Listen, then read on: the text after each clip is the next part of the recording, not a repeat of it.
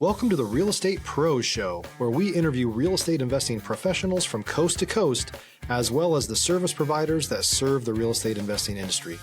Our goal is simple: share what's working now to help you improve and scale your business to the next level and meet the pros that can help you get there. Real Estate Pros is powered by Investor Fuel, America's leader in helping real estate investors and professionals build the business you need to live the life you've always dreamed of. Let's start today's show. Property insurance for real estate investors doesn't have to be difficult, but it does need to be there to protect you when you need it. MyInvestorInsurance.com not only provides insurance at 15 to 30% cheaper than traditional agencies, it's built specifically for real estate investors like you. You can set up an account in about 2 minutes, get quotes on properties, turn on and turn off insurance for your fix and flip or rental properties in around 2 minutes without having to talk to anyone directly, all through our portal. There's no better way or faster way to make sure you've got the coverage you need to protect you, and no more lengthy policies either. Once you're set up, you're billed monthly and prorated by the day for however long your policy is active. It's powered by MSI, the third largest independent MGA, with 1.5 million customers and more than $1 billion in cumulative premiums written. Get set up today in about 2 minutes at myinvestorinsurance.com/fuel. All right, guys, welcome back to the show. I am your host, Brett McCollum. I'm here today with Mike Balcom. Today, we're going to be talking about nationwide land deals. But before we do, guys, at Investor Fuel, we help real estate investors, service providers, and real estate entrepreneurs to 5X their businesses to allow them to build the businesses they've always wanted and allow them to live the lives they've always dreamed of. Without further ado, Mike, how are you? I'm doing great, Brett. Thanks so much for having me. Man, it's exciting to be here with you, get to know you a little bit. We're both Floridians, proud and from the Sunshine State, man. So happy to have you here. And I know we got a lot to talk about. Before we do get into all the things, can you do us a favor? Back up, rewind. Who is Mike Balcom? Who is Mike Balcom? Wow. How much time you got? Quick. Yeah. I am Mike. All right, let's go way back in time. One of the earliest memories Mike has is I was in about third grade. I came home from school and I said, "Dad, I want to raise a pig." Yes. He said, "What?" I said, "Yeah, I want to raise a pig, like for 4-H. He's like, "You're kidding me." I'm like, "No, seriously." And we went down that path, and it was probably one of the best things I ever did in my life. Learned about 4-H, learned how to take care of animals, but more importantly, learned how to kind of run a business. It was a lot of fun. I was the only kid at the fair passing out business cards to everyone to see if they'd give me an add-on, if they'd bid on my pig, anything else. People like Publix show up. For those people who are not in Florida, I think they've expanded to Georgia now, but that is like the go-to grocery store. They do a great job. We're not sponsored by them, but Publix, if you're listening, please do. Subs are my life. Okay, so yeah. Yes. Started out with that. My father abused me so much as a child. He would always take me to garage sales and see things for sale. And if something was for sale for like $30, he'd say, "Mikey, go up and offer him $10 for that." I'd say, oh, okay.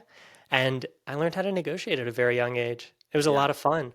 When I turned 16, started going to garage sales, buying and selling stuff. Had a lot of fun in school. My parents did a great job saying, "Mike, you can do pretty much anything you want to as long as you get straight A's."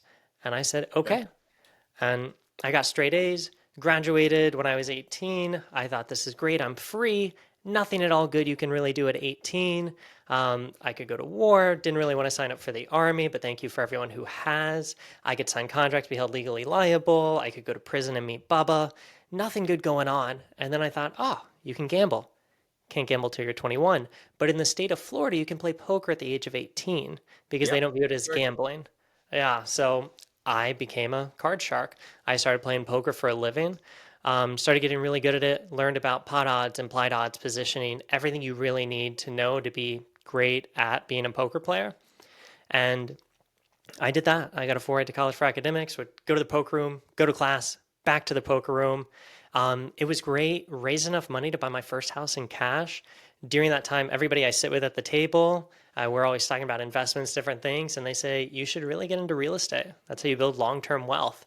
I knew nothing about real estate. I'm a 20-year-old kid at the time, and I ended up getting my real estate license, bought my first house, and business kind of took off from there. And then along the way, I got really fat playing poker and getting some rental properties that I started playing pickleball. Stop living on an island and join the #1 mastermind in America for professional real estate investors. Investor Fuel is a community of hundreds of the nation's top investors working together to build stronger businesses and better lives. In addition to the amazing community of real estate investors acting as a board of advisors for one another, Investor Fuel members have access to 100% funding on purchase and repairs for our members only, a health insurance program, and benefits and discounts that more than pays for the membership of most of our members, meaning it's actually costing you money to not be a member of Investor Fuel. If you're looking to scale your business and build a business that allows you to live the life of your dreams, please visit investorfuel.com today and book a call with our team. Which then led into me coaching pickleball for about 4 to 5 years of my life. And having some of the best times ever. Like, I'm a long-time pickleball player, man, like 9 years, which is insane. That's a long time, because pickleball is only recently kind of taken off. Yes. Yeah. When I started playing, when I was telling the hotties that I play pickleball, they're like, "Oh, that's cute. My great grandma plays pickleball." Yeah. Yeah. I'm like, "Oh, this stinks." Now it's like the hottest rage, but yeah, got into that. It was a lot of fun. And then I finally left my pickleball job down in the Keys, and I wanted to become a syndicator, large multifamily deal, studying to underwrite that, listening to all the podcasts, reading so many books on it. Man, underwriting those deals is a pain. It is so hard. So during that time too, always talking about real estate, playing pickleball with a guy, and the guy comes up to me and says, "Mike, you're always talking about real estate. I got these 6 properties I'm about to lose at tax auction. Would you be interested?" I said, "Sure." They were quarter-acre lot, infill lots. And I said, "What do you want for it?" He said, "I don't know, make me an offer you think is fair." I did a ton of research. I said, "I'll give you 110, pick up the back taxes," which was like 20K. He said, "Okay." I said, "Whoa, I can't believe that worked." And then ended up sending him the contract. And the next day I called a developer in that area who owned a ton of those lots. I said, "Would you be interested in these?" He said, "Yeah, I'll call you the next day." Next day he called me, said, "I'll give you 240 for it." I said, "What?" Yes, yeah. It was more like, "Hello? Hello, are you still there, Mike?" I'm like, no, I'm here. Sorry. I just too busy doing my happy dance. But we got that under contract, sold that to him. That was the first land deal I did. And then one of my VAs said, "Mike, you could just do land deals. Like, we don't have to get into large multifamily. This might be a better path." Yeah. And I said, "Let's do it." And now about 4 years later, here we are, man.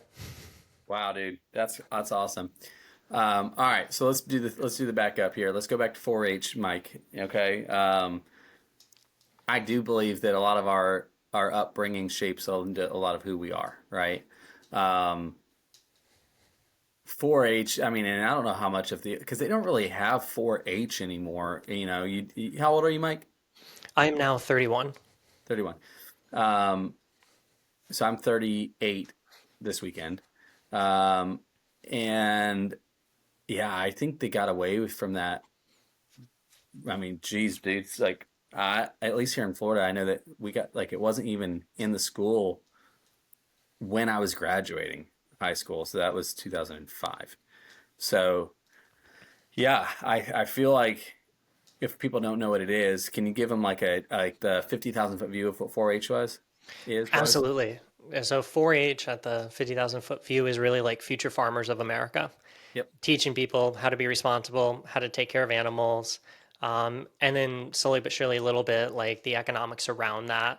Right. How to write down how much did it cost for the feed you bought for the animal, how much time did you spend with them, things like that. So just really teaching you how to take care of your animals and your economics a bit. And that's business, isn't it? Your animals are your product and your business. Like that's business.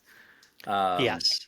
Yeah, it's business that doesn't feel like business, especially when you're a kid. Like, it's such a fun thing to do, to sit down with your parents, and then they're working with you. It's like, okay, so how much did that shovel cost that we bought? And you're writing it down and you're like, oh, this is so interesting. And then at the end, when you sell the pig, writing down just like, this is called net profit. I'm like, yes. Oh, what's that mean? Like, I thought this was like how much I made. They're like, no, then you have to take away your expenses and that gives you your net. That gross doesn't matter. I'm like, oh. So it's like, I think it's a great thing to do with your kids. Yeah, at that young age, your mind is still obviously it's so malleable, being shaped and formed, and you're learning all these things. And If you're looking for consistent, high-quality leads, look no further than Investor Machine. Investor Machine isn't just another agency.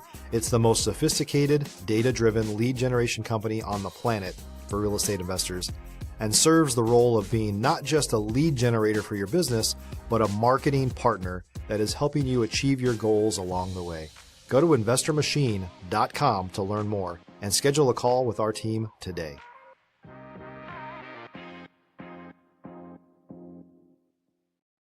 I mean, you have to, and I love the fact that you're like, you know what? One of the earliest memories I have of was this. And guess who's a entrepreneur today? You know, like it's really great. And so much responsibility, the right way to have responsibility, the proper responsibility, let's say. Let me back up. Healthy responsibility is taught, you know, in that world. And I know, I mean, so many of my friends growing up, I actually grew up in South Georgia. Okay. A lot of, I mean, farming was a big part of our, you know, local society there. And so it was a big deal, and learning healthy responsibility at a young age. And ultimately, like you said, the economic aspect of it, like it's just not taught in school. Really, you have economics as a subject, but we're not taught not personal economics, not business economics. You're taught macroeconomics from a global scale and a little bit of micro stuff, you know. Yeah, man, that's super cool. I'm really like, I love that. That's where, you know, kind of the start there. Okay. So before pickleball, what were you telling me? Like it was something else you were doing. What was Poker. that? Poker. Thank you. Okay. Yeah. Sorry. My brain just got sidetracked. So something that we have in common, albeit I probably was not on the level that you were. I thought I was pretty good though. Okay. Because we were very poor growing up. And I got to college and I played baseball and I had a scholarship and I'm on scholarship playing. But guess what? When you're when you're playing high level sports, that is your full-time job. You don't get, so for me to have any money, this is how poor my brother, actually, it's always a little tough to talk about. My brother literally he's my older brother, sacrificed all of his future, went to work full time so that he could fund me to be in college.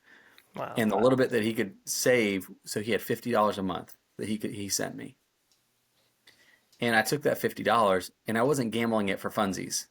I Yeah. was gambling it to survive. And so I would take that money, and it was nothing to turn that money into, you know, $50 into 500 to $1,000. It's pretty, you know, it's not, you know, and I had a pretty okay college life because I took that $50 and I made something with it, you know. Is that kind of how it worked out in the beginning for you with poker, or was it always something that you were just like, no, I've always just been really good with cards? Like, what was that like? Oh, it was definitely starting out playing like 2-4 limit, so super low stakes games. Uh-huh. Read a poker book, how to start bluffing people and everything. I'm like, oh, let me try to bluff these old guys. You know, guy bets $4, I'll raise you to $8. Nobody folds when you do that. Just for anybody listening, if you're playing a limit game, really hard to get people to fold Yeah. cards. But then just started reading more and more about it. And a friend of mine who I'd see at the tables all the time, we would just always talk while we were waiting to get a table, he said, you should start playing no limit. And I did. And that's when Yeah. things really started to take off. So I was always good at math and then really studying the game. I think if you start to study poker, you're going to be better than about 70 to 80% of the people out there because they just don't study it. And I appreciate you being so kind, saying I was probably really good at poker. It's not that I was really good, it's that everybody I was playing with was really bad. I was playing with, I'd get there early in the morning. The waitress knows everybody's coffee orders, and it's just a bunch of old men sitting around. You know, they're there every day, and they're really just killing time. You know, they're there just for a good time. They're not there to actually like make money or play for a living. So I was very fortunate just to be in a poker room like that and be able to extract wisdom from them, but also Yeah. just make some good money and have fun. Yeah.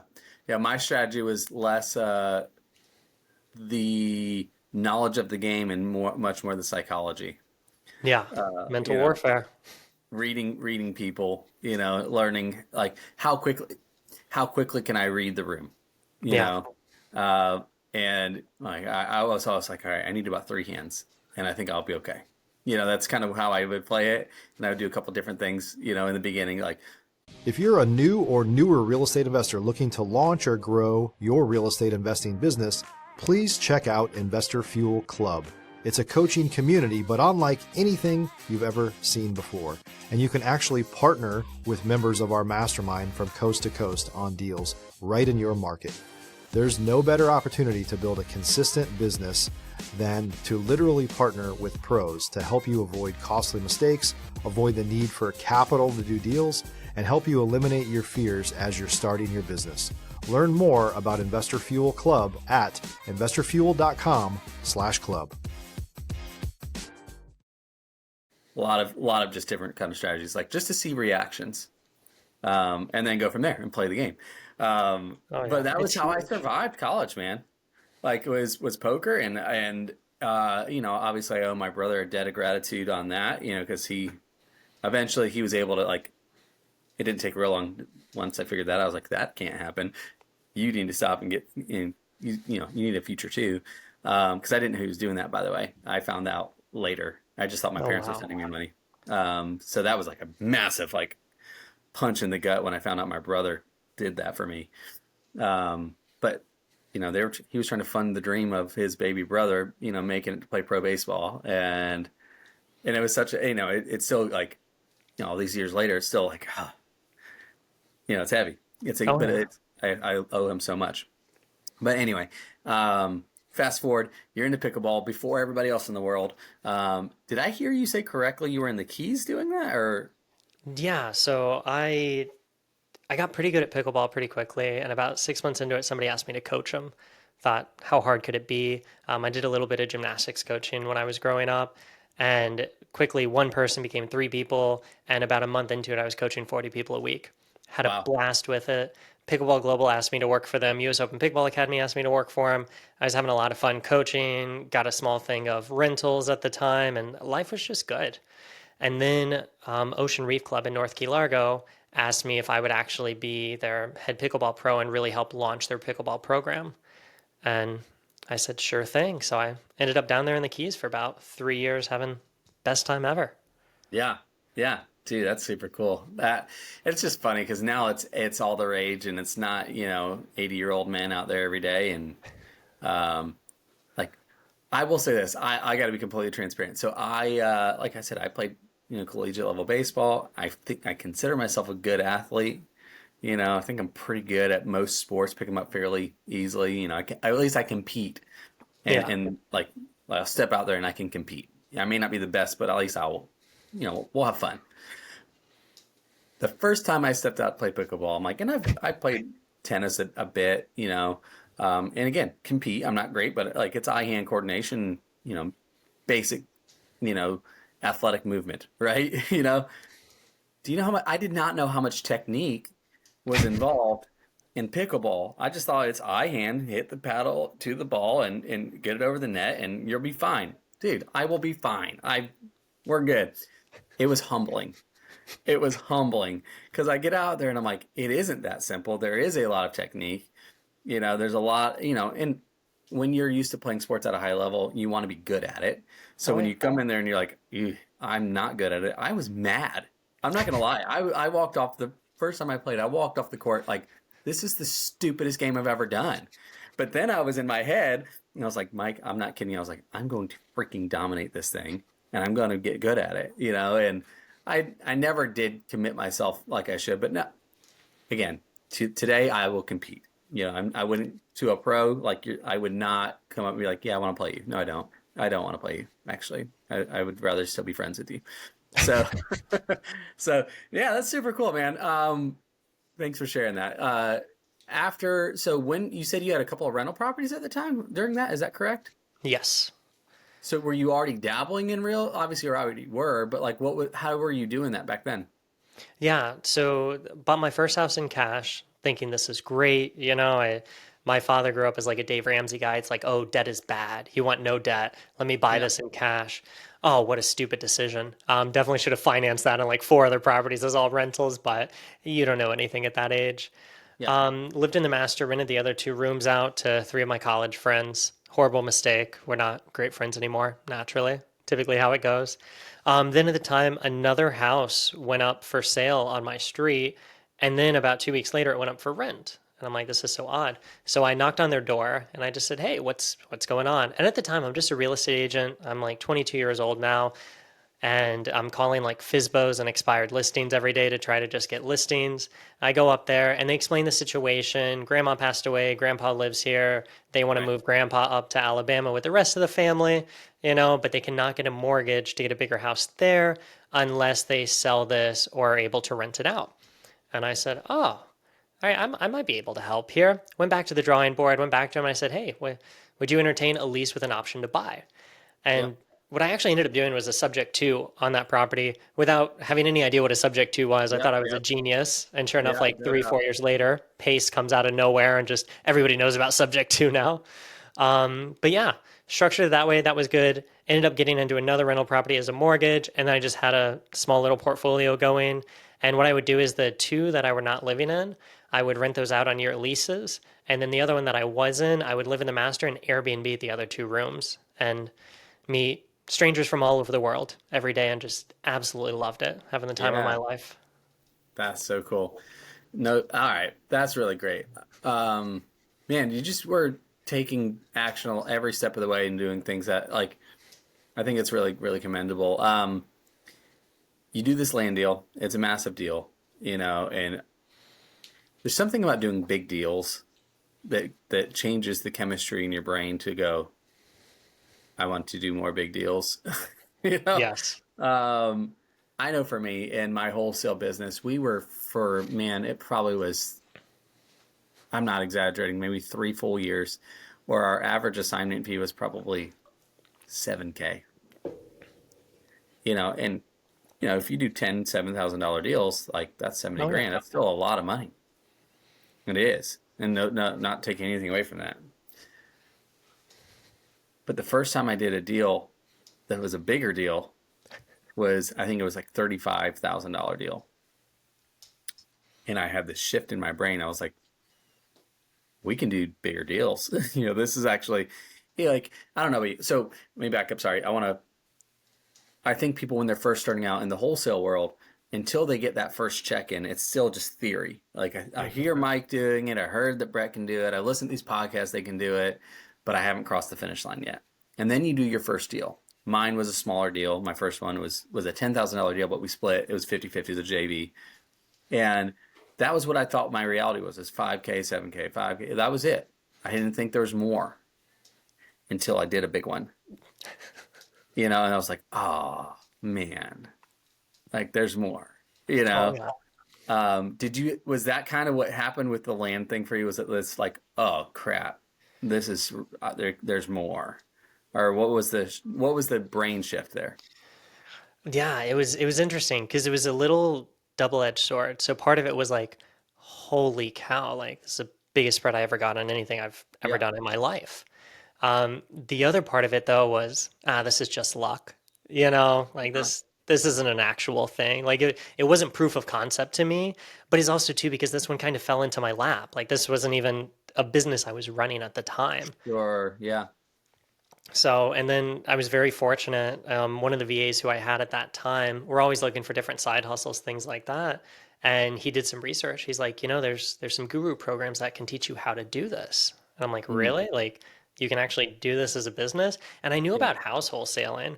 I had no idea land was even a market. The only thing I knew about land was land banking. Like buy something, wait 10, 20 years. Hopefully Amazon and Google comes in nearby, or the area develops. It'll be worth way more. I didn't realize you could just flip this all day long like you do houses. And the nice thing about it too is no tenants, no trash, no toilet.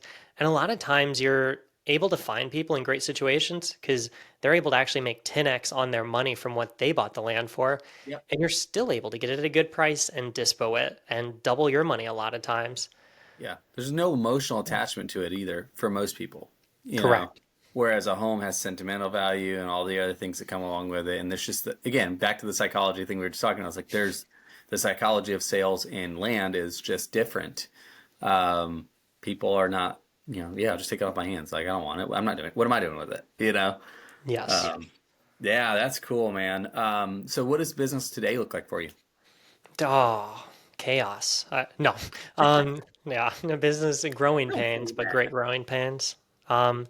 business today is sending out about 200,000 text messages a month, doing a good amount of RVMs, getting deals into our pipeline. I have about 16 people, 17 people now that work in our land business, and they're able to run about 95% of it. I'm very Nice. fortunate that I can just kind of take a back seat and really kind of just be a visionary and help them lead a little bit here and there, which is a lot of fun. But deals come into the pipeline, our team calls them up, starts pre-qualifying them, see if we can come to terms on anything, have a lot of creative ways that we can purchase the land, whether it's just cash or innovation or wholesale, or even do a seller financing, sell it on seller financing and wrap the whole thing.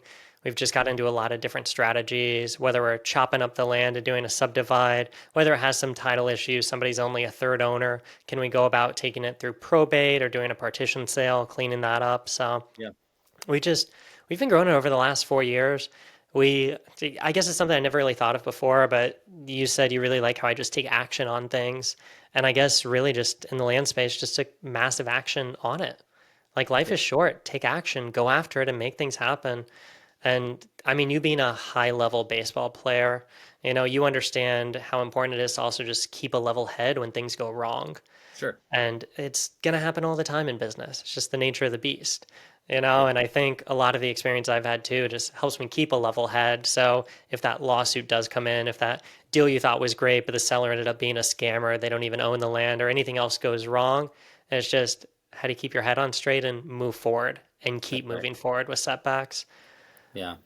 Well, I tell people when we're in any kind of like mentor coaching spaces and things like that is exercise some wisdom first, get yourself set up properly, make sure that, obviously don't let that be the thing from getting you to start. Starting is the most important thing, I will say, but quickly making sure your entity's set up properly, making sure your paperwork is done the right way, making sure you have an attorney at a high level, making sure you're protected. And that way, if something goes sideways, legally you've got more. You're 99% of the way there. You're protected because things will go sideways. You do this long enough, you do enough deals, things are going to happen that you're just like, whoa. Because the very nature. Because we're talking transactionally. I don't know what your dollars, per deal is that you're doing, but like transactionally, it's a lot of money that we're working through, and the very nature of that cannot come without some degree of risk association. So obviously integrity being a cornerstone of our business, making sure that we're actually trying to serve people at the highest level, but then behind that, hey, and we're protected. Because like you said, and that for me, that gives me the peace of mind. It goes, hey, because things are gonna happen, and then like you said, you know what, I've got myself protected. I know we did things the right way. This was an unfortunate situation.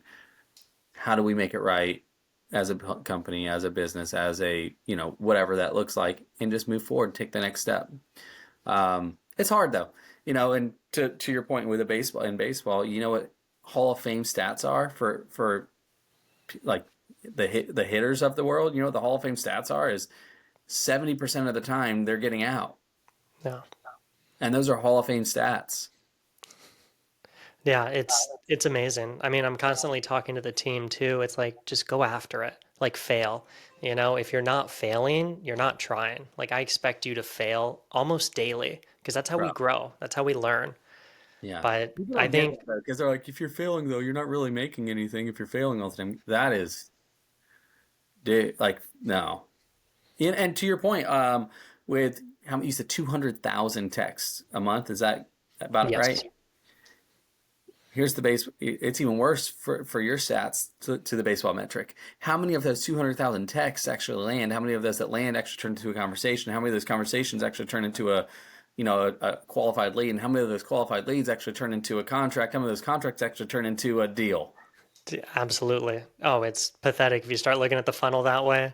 It's like, why even bother then? That's the failure progression, right? Because you're going to lose that many more times. Yes. You Yeah. know, Every no is that one step closer to that yes. yeah, and people probably heard that, on these shows, these podcasts, and books and stuff. But like, the fact of the matter is, Mike, how many deals a month are you guys doing on average? We do somewhere between 3 to 5 a month. Our average spread is 37K per deal. Dude, Y'all do the math. I'm not going to do the math. I suck at math.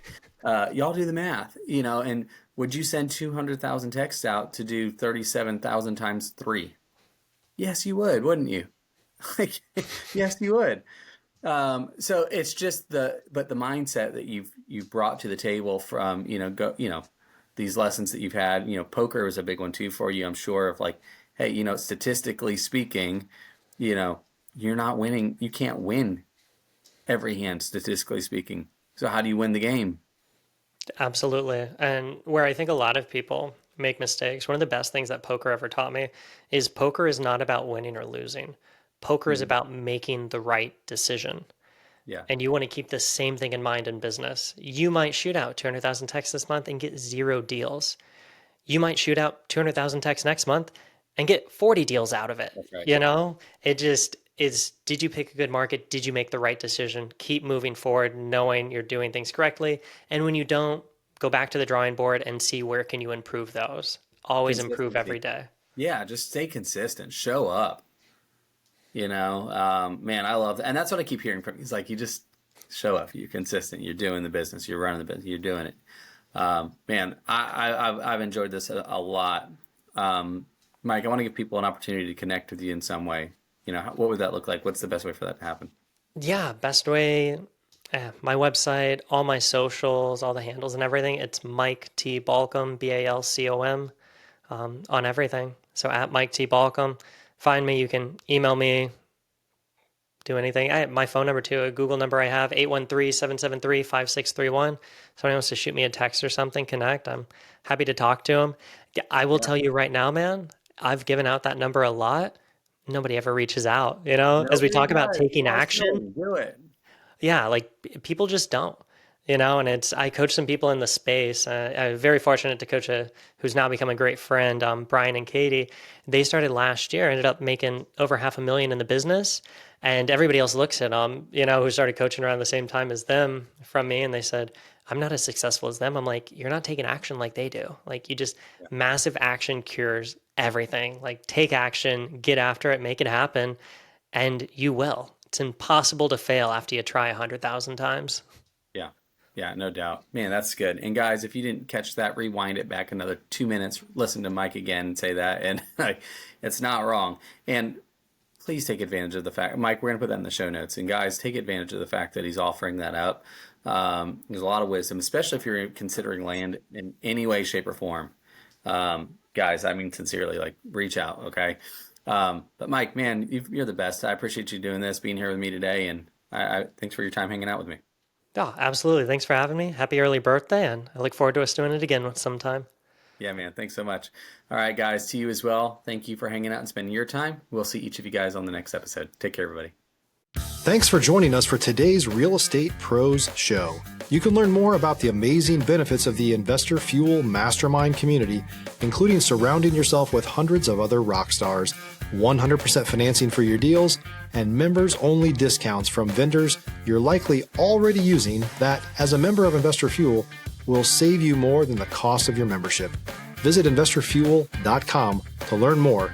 If you're interested in joining us as a guest of this show, please visit investorfuel.com/pros to apply.